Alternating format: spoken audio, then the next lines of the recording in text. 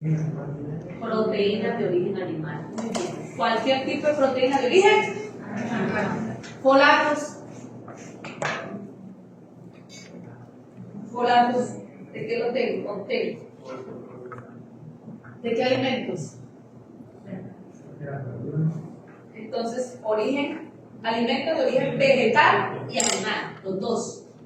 Por ejemplo, principalmente vegetal, entonces las legumbres, también las nueces, las espinacas, sí, de origen vegetal, el folato. Se llama folato si lo tenemos de origen también vegetal. Pero animal también, por ejemplo, el hígado y los riñones también pueden obtener folato a través de esos alimentos. Y tenemos folato, porque ácido fólico lo obtenemos por suplementos. Cuando usted dice ácido fólico, porque lo está obteniendo por suplementos o alimentos ya enriquecidos. Entonces ya hablamos de ácido fólico. Pero folato como tal es a través del alimento. Tiene la misma estructura, sino que en el ácido fólico ya la forma del folato al final viene simplificada. Porque ¿qué me va a pasar de no, si yo soy un estudiante, simplemente estamos interactuando. Vamos a ver qué se siente. Si hablamos del complejo de la vitamina B, va desde la B1 hasta la B2. Cada uno de esos complejos de las vitaminas B vencidos participan en todos los procesos metabólicos de nuestro cuerpo porque finalmente hace que nuestro cuerpo se potencialice, podemos decir así, se mantenga, o sea que ayuda en todo eso de la síntesis de los procesos metabólicos de nuestro cuerpo, todo el complejo como tal, ¿cierto? Obviamente la que tiene mejor función en ese proceso metabólico es la vitamina B9 o ácido fólico o la vitamina B12, pero también tenemos como la B1 como la tiamina, la ribocolamina como la B2, la niacina, la piridoxina como la B6 que participan mucho más, por ejemplo, en el mantenimiento del hueso, el mantenimiento de la piel, de las uñas, del pelo, como la tiamina, ¿sí? Pero hoy nos vamos a enfocar principalmente aquí en el metabolismo de ácido fólico y nuestra famosa cobalina. Dentro de ese complejo de la vitamina B tiene unas características principales que son actúan en sinergia, o sea, en conjunto para hacer ese efecto metabólico en nuestro cuerpo, por ejemplo, que participan en la síntesis de ADN y ARN, que participan en la síntesis también en el sistema nervioso central, que principalmente eso lo hace la vitamina B12, con ayuda también del ácido fólico. La síntesis de nucleótidos, que lo vimos cuando vimos nucleótidos, acuérdense que también teníamos ácido fólico para formar los nucleótidos, ¿cierto? Y que dentro de sus características son hidrosolubles y también participan como coenzimas para repotencializar pues, esos procesos enzimáticos que llevan nuestro cuerpo. En resumen, mis hijos, las vitaminas actúan como cofactores. Si yo necesito un producto, tengo una enzima o una molécula, la quiero generar un producto, necesito una enzima, eso lo tiene claro.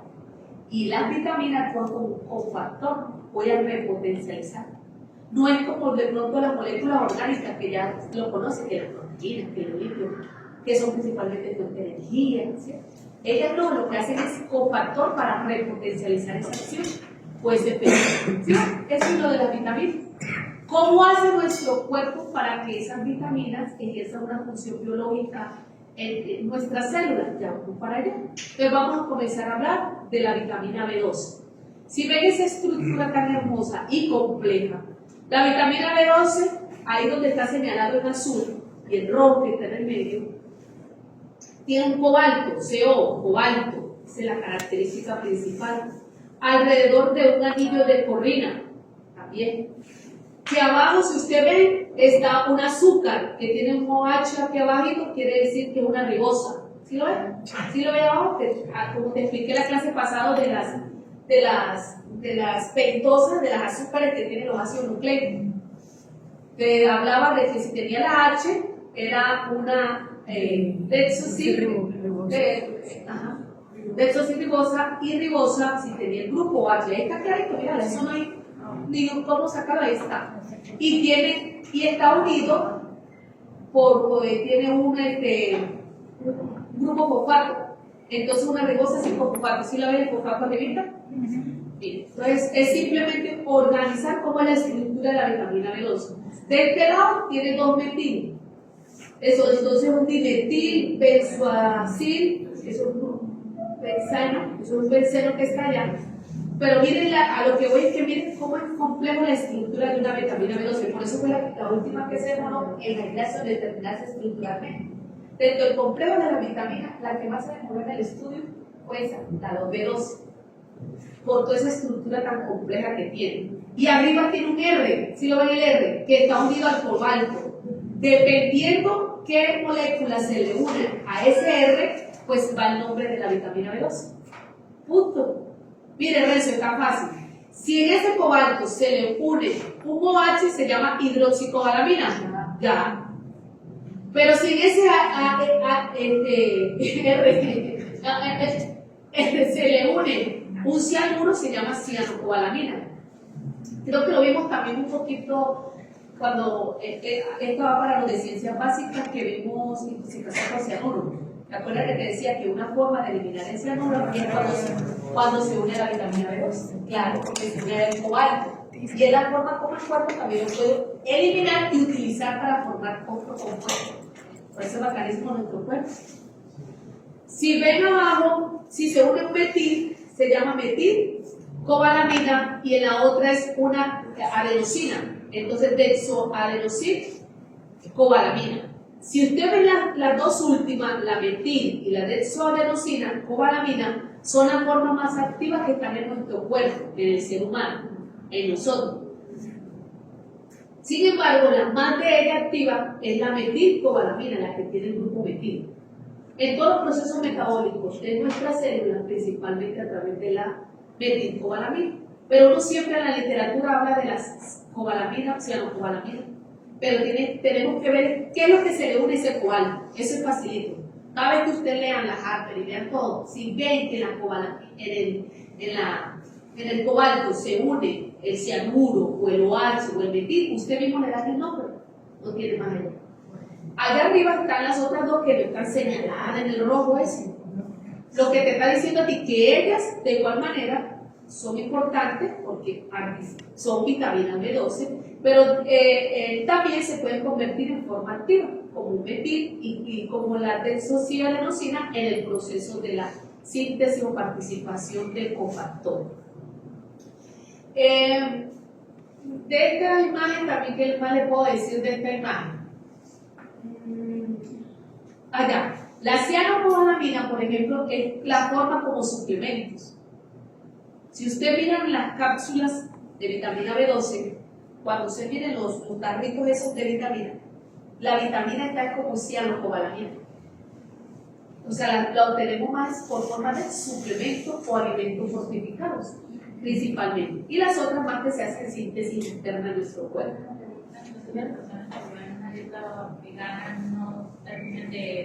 No complementa, no cumple los requerimientos necesarios de eso, no complementa.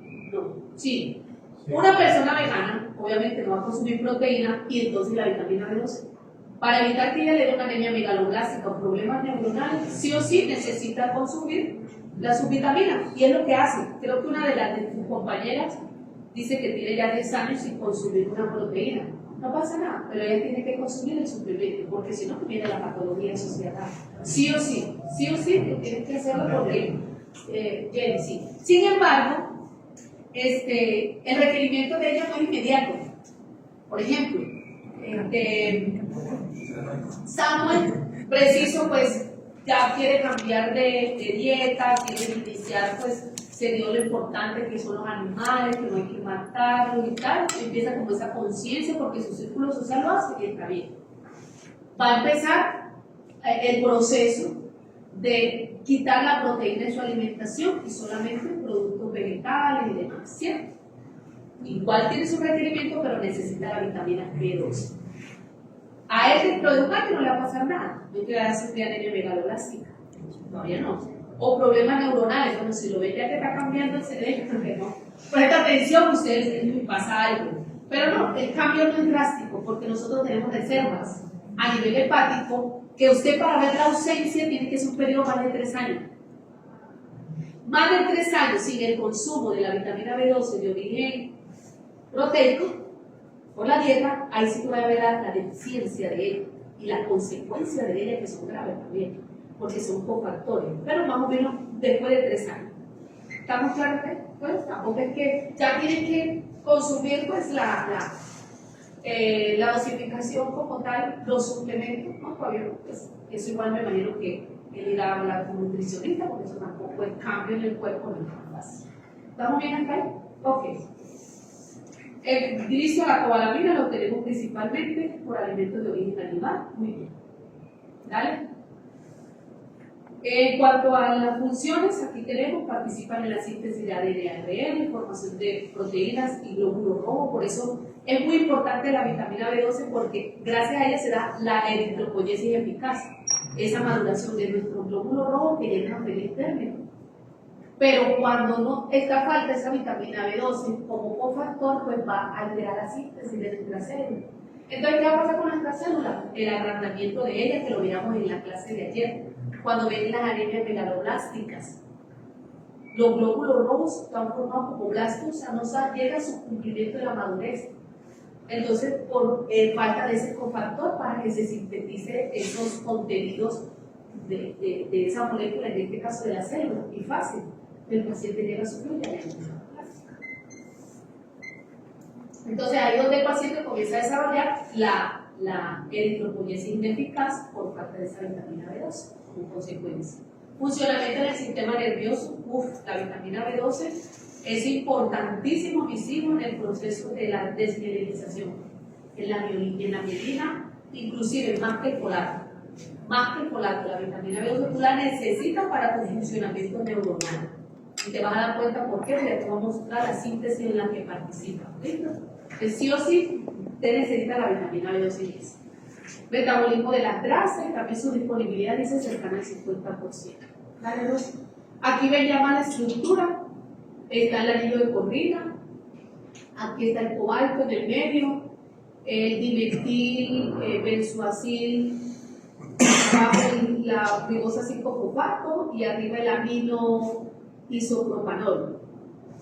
El amino y está, los 3 carbonos, isopropanol. Esa es la estructura. Ahora vamos para el metabolismo. Estamos bien acá, ¿no? Vamos bien. Preguntas me van haciendo y vamos charlando. ¿Listo? Para que no sea tan solo la profesora.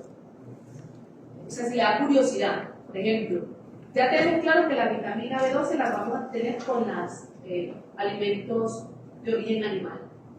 Nuestro cuerpo, cuando ingerimos el alimento, pues obviamente van a actuar las enzimas para desdoblar ese alimento según qué molécula es. Si son carbohidratos, si son lípidos, si son proteínas. En este caso, la vitamina B12 está ahí, en el origen proteíno. Ingerimos el alimento y está la vitamina B12 unido con el alimento, ¿sí? La ingerimos. Pero al resto, en las glándulas salivales se produce una proteína que se llama, escuchen esto, aptocorrina o proteína R o transcobalamina 1. En las artes habla de las 3, dice Santísima, es la misma joda. Proteína R, ojo, aptocorrina con H o transcobalamina 1. También se forma en las glándulas salivales, pero no se une ahí en la boca al complejo, primero porque ya la vitamina B todavía está unida a la proteína, y segundo que no es el pH adecuado de ella. Recuerden que nuestro pH aquí es alcalino a nivel bucal. Entonces, ahí no va a hacer nada esa aptocorrina. ¿Y dónde va a actuar ella principalmente? En el estómago, porque su accionar de esa proteína tan importante es en ácido, un pH ácido. Entonces, quien se lo va a fabricar o se lo va a proporcionar es el estómago. Pero en el estómago, me voy adelante, lo voy a decir frente a ustedes. En el estómago, entonces, tenemos, ¿qué se produce en el estómago? Que lo vimos cuando hablamos del metabolismo de las proteínas. Hablamos que se produce ácido clorhídrico, que la pepsina, que el pepsinógeno se convierte en pepsina, ¿sí? Lo mismo, se comienzan a liberar ácido clorhídrico, pepsina. Y también en las células parietales también se forma aptocorrina. Pero ¿de dónde se produce la aptocorrina? Viene de las glándulas salivales y también viene de las células parietales del estómago. ¿Ok? ¿Qué va a hacer ese pH ácido y qué va a hacer también con la ayuda de las pepsinas? Van a permitir que se libere o que se separe la proteína de la vitamina B12, de la cobalamina. Entonces yo la estoy separando por ese ambiente ácido, separa. ¿Y qué va a hacer entonces actocorrina ahora sí? Se me va a pegar a mí, a la vitamina B12 o a la cobalamina. ¿Listo? Ahora sí me uno. ¿Estamos bien hasta ahí, cierto? Vamos. Pero además también se libera algo. En esas células parietales se libera el factor intrínseco, que ahí en el estómago no se va a unir a la vitamina B12. Recuerden que en el estómago, ¿qué se le va a unir? La actocorrina o la proteína R o la cobalamina 1, porque ya se separó de la proteína. ¿Estamos claros ahí? Para que se le une de la proteína de origen animal, ¿no? De pronto para que no me confunden, de la proteína que viene unida a ella a través del alimento. Se separa para que se une la actocorrina. ¿Estamos bien? Pero también se libera el factor intrínseco, que ahí no pasa nada porque no es la accionante. Vamos, ¿y qué va a pasar con esto?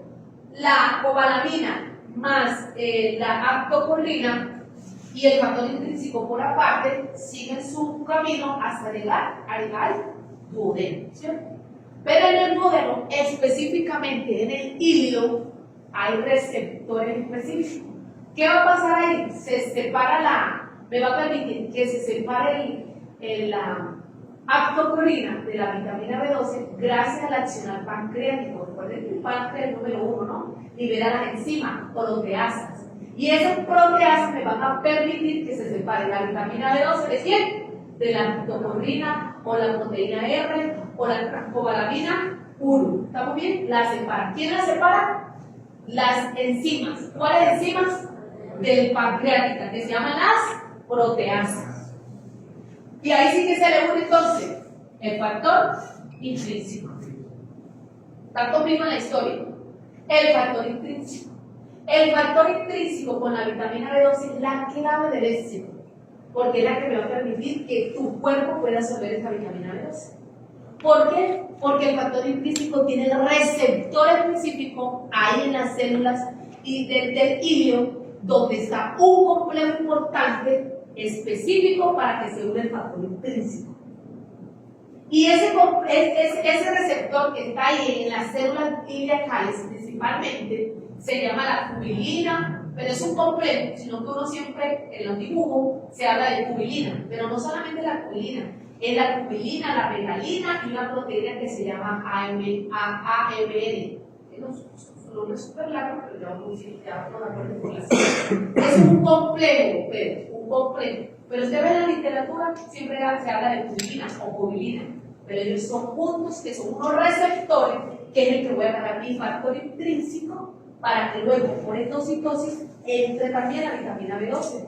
¿Dónde? En las células del hígado, para que luego se vaya a sangre y pueda hacer las funciones que estamos hablando ahorita. ¿Estamos bien, Andrés? Una pregunta. Dígame. ¿Qué parte tendría el hígado?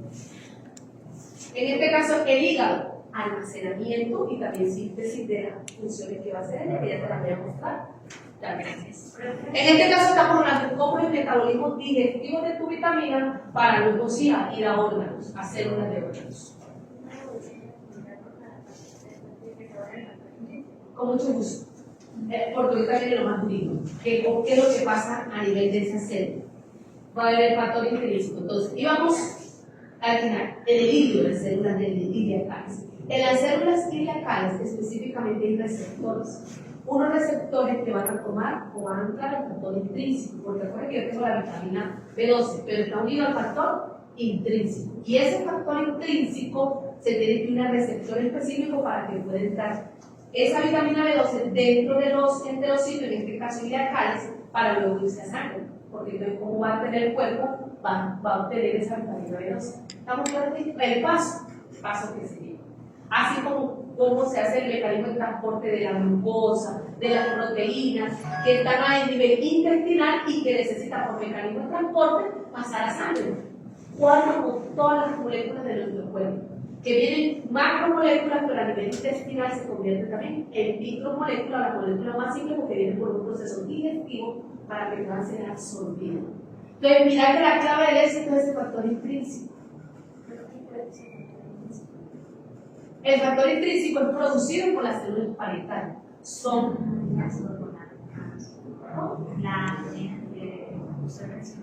lactocorrina y lineasa. Voy tranquilas. Ojo ahí. Lactocorrina, transcobalamina, proteína R es lo mismo. También se produce en el estómago. Pero en este caso, la lactocorrina es la primera que se une a la vitamina B12, que no cuenta solo, sino que degrada. Y también se libera el factor intrínseco solito. Pero el factor intrínseco se va a unir a ella es cuando se separa la vitamina B12 de la lactocorrina. ¿Quién la separa? Las proteasas que vienen del páncreas. Y ahí sí se le va a unir la vitamina B12 con el factor intrínseco. Y el factor intrínseco es la que tiene los receptores específicos para que se unen a nivel de las células del hígado, para que pueda ser absorbida a nivel intestinal y pasar a sangre. ¿Sí? ¿Viste conmigo o no? Esta imagen es súper fácil. Yo creería que ahorita cuando miren la diapositiva y dicen, ay, qué bobada, así, no, profesora, ya entendí, no se preocupe, es súper fácil. Porque aquí te explica todo. Miren, aquí están las células parietales que liberan la proteína R, factor intrínseco. Pero entonces, la cobalamina va a unir ese factor a esa proteína R. Y miren, las proteasas, bueno, ahí le faltó el dibujo del páncreas, separan la cobalamina y la proteína R, y luego el factor intrínseco se une a la cobalamina o a la vitamina B2. Y aquí, ahí están esos receptores específicos que se llama megalina, es la unión completa. ¿Estamos claros? Igual con esta imagen yo sé que te va a gustar y te vas a entender mucho mejor. Igual siempre va a ser así para el Siempre. Miren, y me voy adelantando para que puedan captar. ¿Cuál es el tipo de anemia por falta de vitamina B12? Listo, lo tienen clarísimo y eso me gusta. Y si yo les digo un caso que le pongo anemia perniciosa, También es por. esa es. Simplemente hay pacientes tan raros que anemia megaloblástica. El doctor lo primero que le va a preguntar, ¿usted es vegano?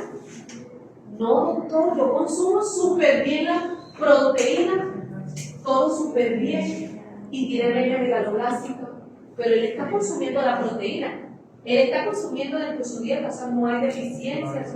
¿Qué pasará? Entonces, ¿qué se dan cuenta? Que lo que tiene es autoanticuerpos que destruyen el factor intrínseco. Y si tú no tienes factor intrínseco, no vas a absorber vitamina D. Eso es a nivel genético. Sí, ya son efectos genéticos que te están produciendo una destrucción que tu cuerpo no produzca. Y le llevo otra. No se está liberando en las células parietales factor intrínseco, o también que hay un defecto en el receptor. Recuerden que si no hay receptor o no hay factor intrínseco, no vas a absorber vitamina B12. Les digo claro, eso se llama anemia perniciosa. Ese es el nombre que tiene clínicamente para diferenciar de la anemia megaloblástica por alimentación, en este caso, o por suplemento, que tú tienes tu factor intrínseco para que no lo consumes. ¿Estamos claros? Que si no lo consumes, tu deficiencia puede ser una anemia megaloblástica. Pero aquí es la causa que tú la consumes, pero lo que no tienes un factor.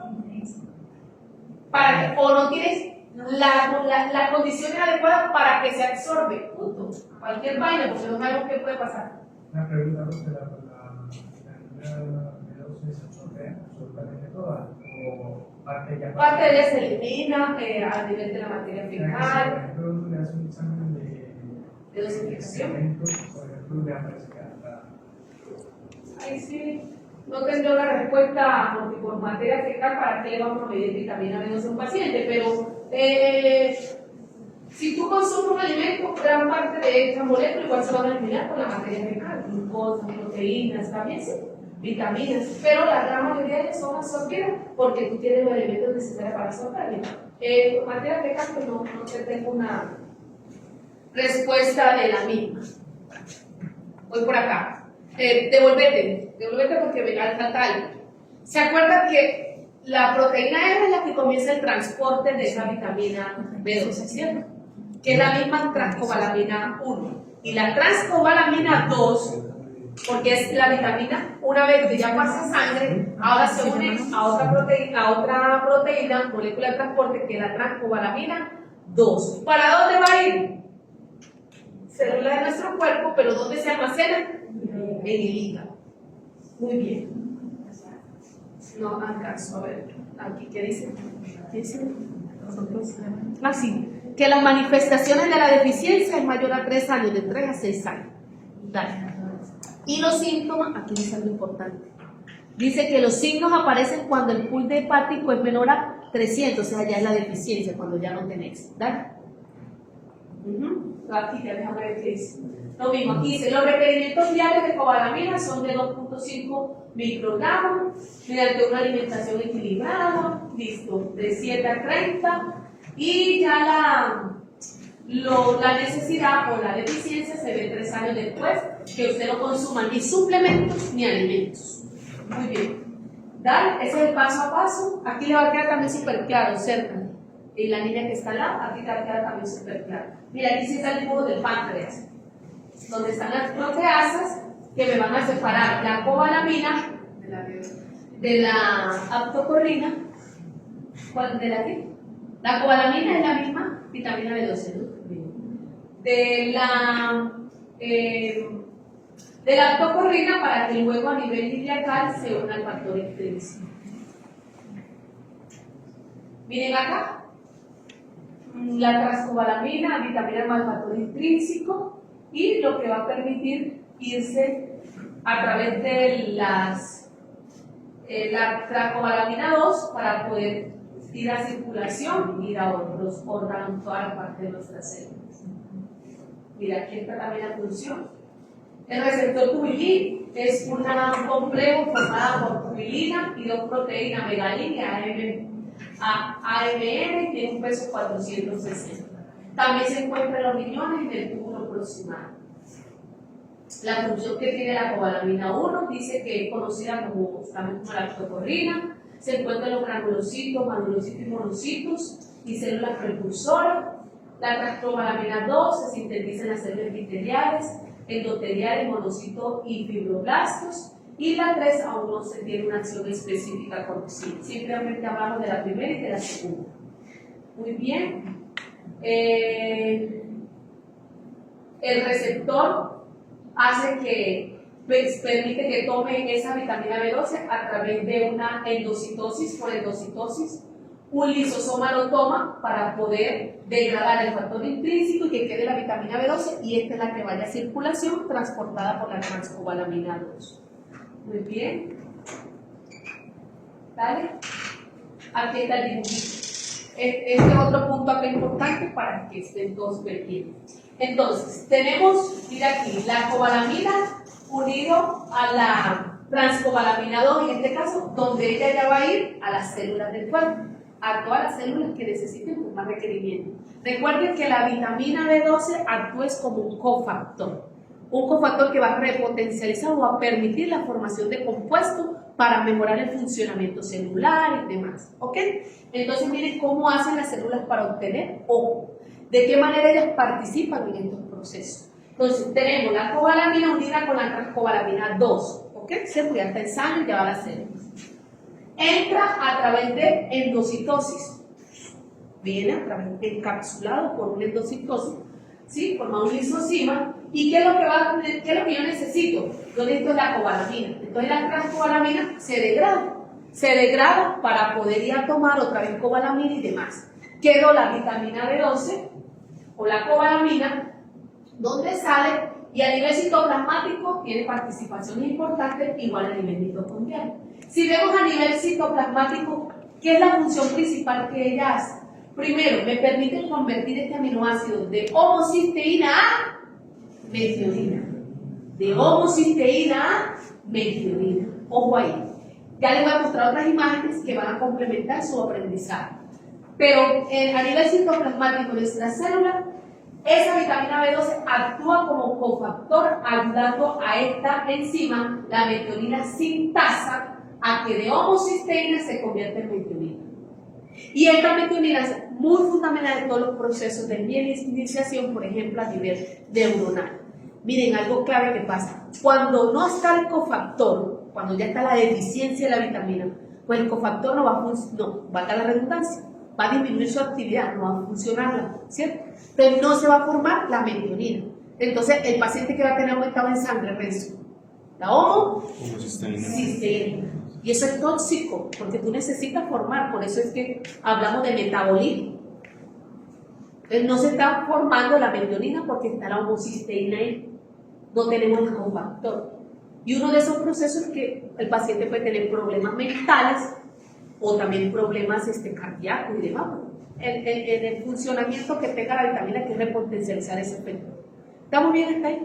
O por ejemplo, a nivel mitocondrial, es importante la vitamina B12 porque actúa como cofactor. En este caso, si han escuchado de hablar del metilmalonilcoenzimano, necesito el CRE, el mitocondrial. Entonces, vemos que nosotros podemos tener metilmalonilcoenzimano a partir de los carbohidratos, lípidos, proteína que pasa en la mitocondria. Entonces, la vitamina B12 actúa como un cofactor con el adicional de la enzima metionilmalonilcoenzimada mutasa para convertirse en succinil y así sucesivamente. Pues obviamente si no está ese cofactor no se va a formar succinilcoenzimada y se va a ver alterada la producción de ATP. Y ahí pues también parte alteración en los procesos de síntesis de las moléculas también, de ADN, ARN, nucleótidos y lo que también va a ver más afectado, la síntesis de las células. Ya le vamos a otra imagen más bonita. Aquí, esa creo que es la más linda. Número 1. La vitamina B12 como cofactor en 3 procesos importantes. 1. Formación de ribonucleótidos gracias a la ribonucleótido reductasa para convertir en esos ribonucleótidos. ¿Qué utiliza como cofactor? La vitamina B12. En el paso más grande, y aquí va otro punto, porque esta es la clase también de folatos, de homocisteína para convertirse en metionina. Necesito la metionina sintasa como cofactor, la vitamina B12, pero también ¿sabe qué necesito? Metiltetrahidrofolato. ¿Esa es vitamina qué? B9, tetrahidrofolato, sino que aquí está con el grupo metilo para que ceda los metilos a la formación de los nucleótidos, se convierte en tetrahidrofolato. Sería el cofactor. Prácticamente participa en este proceso, pero no como cofactor, como elemento necesario para que done el metil y se puedan formar también nucleótidos. ¿Se acuerdan que cuando hablábamos de en la clase pasada que hablábamos del metabolismo de los nucleótidos, sí o sí en la síntesis también aparecía el metiltetrahidrofolato? Es importante porque a partir de él también se pueden sintetizar los nucleótidos. Entonces necesito vitamina B12, en este caso los aminoácidos y también vitamina B9 para síntesis también de nucleótidos. Síntesis de metionina, ¿para qué la metionina? Para formar ¿qué? Proteínas, que es lo que hace nuestro cuerpo, o también es adenosilmetionina. Por eso necesito esto tan importante. Aquí, el metilmalonilcoenzimada, esto es a nivel mitocondrial, esto es a nivel citoplasmático. Necesito la enzima y el como cofactor, la vitamina B12, para formar succinilcoenzimada, que ya lo hablamos ahorita. Y si no pasa eso, pues se va a formar el ácido metilmalónico, que esto es grave, porque también ejerce un efecto negativo en la mielina. Se vuelve tóxico en el sistema nervioso central para nosotros. Allá está como el resumen para que lean un poquito más, lo mismo que ya vimos. Y por ejemplo, un cuadro clínico de un paciente con un déficit, la anemia, y asociado a ella, megaloblástica. Y asociado a ella, clínicamente el paciente se le comienzan a engrosar la lengua, que se vuelve como, se llama glossitis, ¿sí? Que se convierte como grande, todo ese producto de las anemias megaloblásticas y alteraciones neuronales, porque acuerden que una de las funciones principales de la vitamina 12 es participar en la mielización del sistema nervioso, en la mielina. Ahí por eso lo hablamos de la homocisteína para convertirse en metionina. Entonces el paciente puede presentarles a ustedes glossitis o parestesias de forma más habitual. En la otra diapositiva te muestro algunas mejores manifestaciones. A nivel neurológico, mira, aquí está la respuesta. La deficiencia de cobalamina produce una remielinización discontinua, difusa y progresiva en los cordones dorsales laterales de la médula espinal y de la corteza. Entonces vemos pacientes que pueden presentar parestesia, entumecimiento, pérdida hasta de la sensibilidad. Y decimos, pérdida de sensibilidad. Ay, ¿será que tiene lepra? ¿Se acuerdan de la lepra? Bueno, lo van a ver conmigo en patología. La lepra es causada por Mycobacterium leprae. Y una de las afectaciones que tiene esa bacteria es en los nervios periféricos. Entonces, por eso pierde el paciente la sensibilidad cuando tiene lepra. Pero no es lepra, es vitamina B12. Sí. Alteraciones mentales a consecuencia de la falta de esa vitamina B12 y también son dolencias, fatiga y demás, es producto de la deficiencia. Aquí están unos aportes cotidianos que varía, obviamente cuando estamos en gestación necesitamos el doble de la misma y ya, o en condiciones crónicas o por ejemplo en estado de estrés. Por eso ustedes cuando están estudiando los parciales, tómense sus vitaminas. Son importantes para que ayuden todo este proceso, porque están más cansados, están haciendo estrés oxidativo, la célula necesita repotencializarse un poquito. Entonces siempre su suplemento con sus vitaminas. Igual, cuando usted está en edad adulta, también necesita la dosificación de vitaminas. Igual. Si tiene una enfermedad crónica, igual. También. Una enfermedad cardíaca, igual, vitaminas. Samperita. ¿Les quedó súper claro la vitamina B12? Creo que estoy clarita. Y así voy a hacer con los casitos. Claritico para que no. O que le hablé de la anemia megaloblástica, o que le hablé de algo que se llama anemia perniciosa, que hablé de factor intrínseco, que ya saben para dónde voy. El que la agarró, la agarró. Le hablé de las 3 rutas principales que actúa como cofactor la vitamina B12. Ese es mi enfoque clínico de hoy.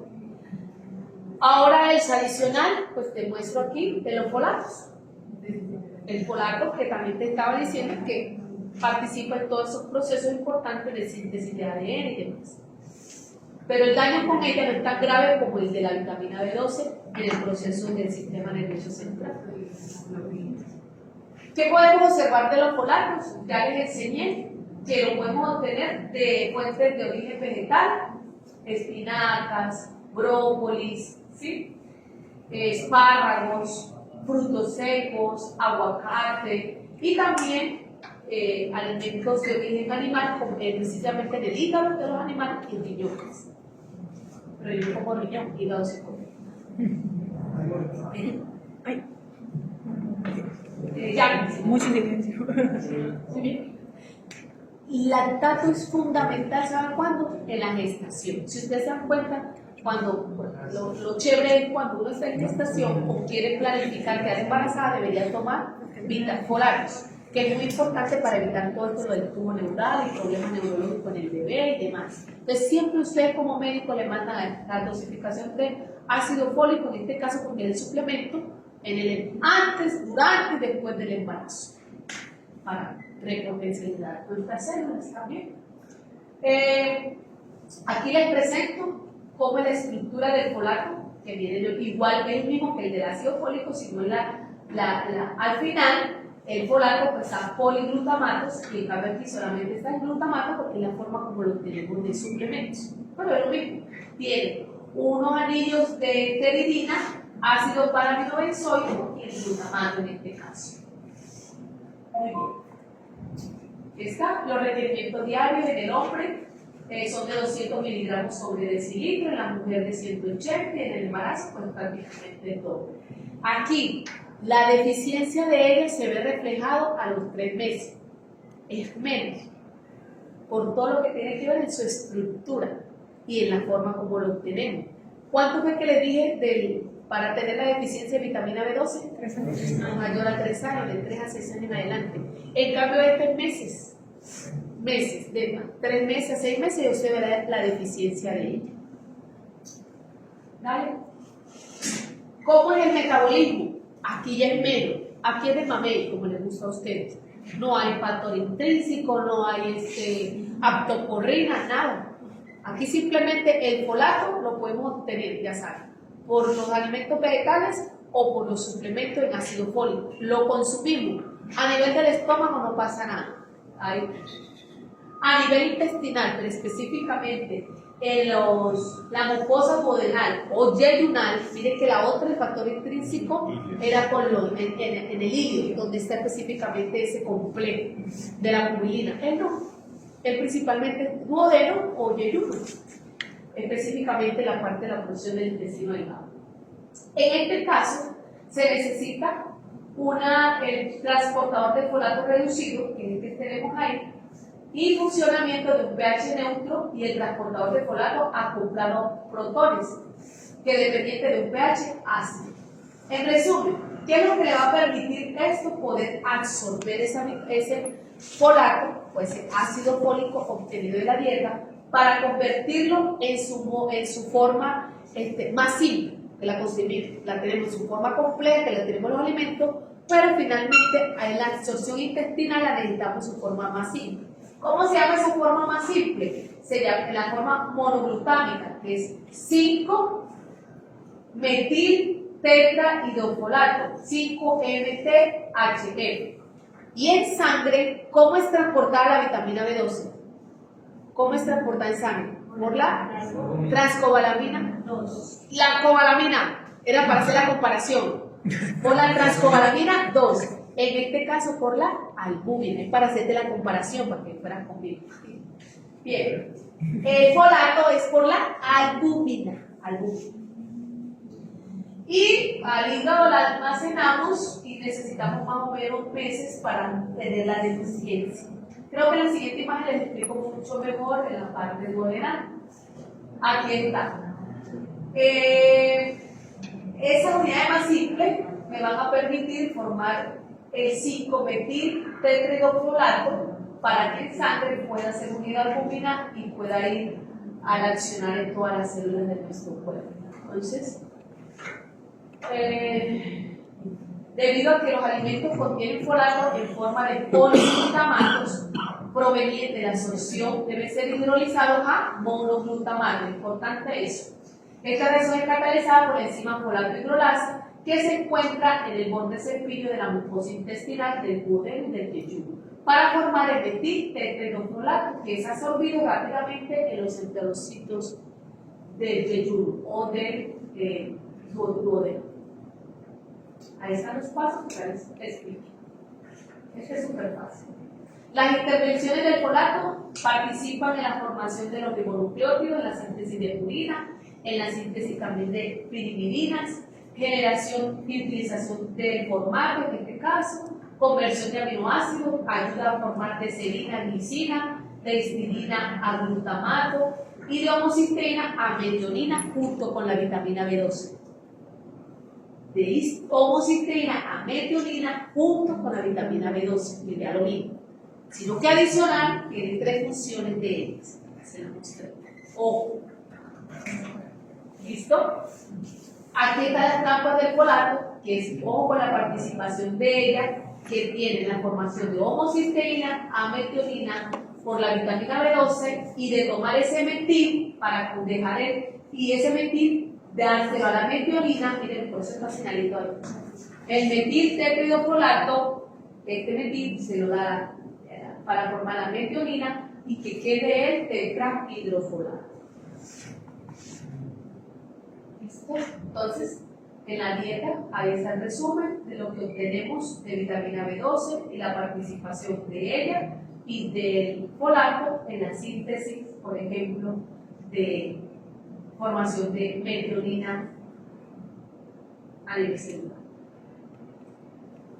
¿Alguna tabla? Hasta no la correr, seguramente la vieja, de alimentos que están ricos con vitamina y folato. Eso no me lo voy a preguntar, ya lo había borrado, te lo creo otra vez, de pronto no le guardar. Y esto sí, algunas causas de deficiencia que de pronto se puedan tener en cuenta de ambas escasez de estos cofactores. Y finalmente, una tabla comparativa de las fuentes alimenticias de ambas, la forma alimenticia, la liberación en el estómago, que es lo que pasa, las enzimas que participan en la digestión de ella a nivel intestinal, cuáles son los cofactores, los transportadores específicos y el almacenamiento corporal, que ya lo hablamos súper bien. ¿Ya? Y la patología social principalmente. Entonces, preguntas.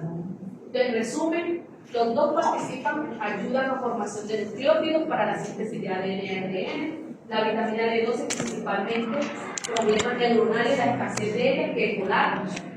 Que la vitamina B12 se almacena más, una más que con almacenamiento, entonces la escasez a largo plazo o largo desmielinizante, afecta cuando afecta la mielina porque no se está formando metionina, sino se está aumentando la homocitreína, afectando la mielina. También se almacena en el tejido. Parece que el hígado es un órgano para almacenamiento, síntesis y producción. Y desintoxicación.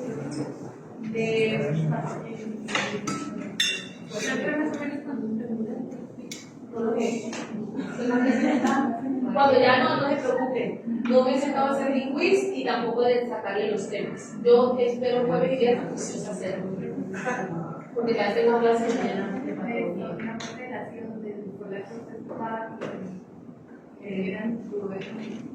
Duodenal y yeyunal. Porque ahí está el factor que va a o la proteína que va a permitir tomarla para que pueda ir dentro de ella, de la célula hepática, y formarse de su forma poli a su forma mono, y luego pueda pasar a sangre. Esto, en esa, que permite o sea, que vaya a poli como en la otra, era la tracobalamina 2, la albumina. ¿Por qué vaya a necesitar ir? No, ahí tranquila. Otra vez, vamos. Necesita la proteína que te va a permitir abrir para que dentro de los enterocitos hay una formación de NAD reducido a NAD oxidado, se forma de poli al mono y ya, y luego pasa sangre y se une a la albumina. Muy bien. Bueno, mis hijos, los quiero con toda mi alma. Pico y chao.